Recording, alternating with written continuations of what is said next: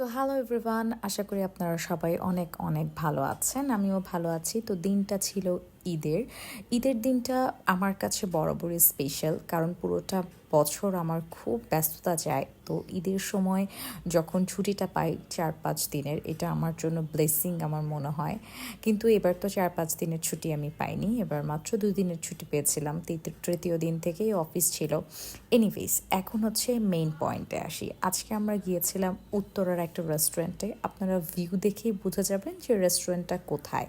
But interesting ব্যাপার হচ্ছে, এত চমৎকার একটা রেস্টুরেন্টের ভিউ, বাট এখানকার সার্ভিস ছিল ওয়ার্ল্ড ওয়ার্স্ট সার্ভিস আমি বলবো। বিকজ এত বাজে সার্ভিস আমি আমার লাইফে কখনো কল্পনাই করিনি। তো যাই হোক, এখন আমরা আসি, এখানে একটা সিন্ডিকেট কাজ করছে, সেই সিন্ডিকেট নিয়ে একটু কথা বলি।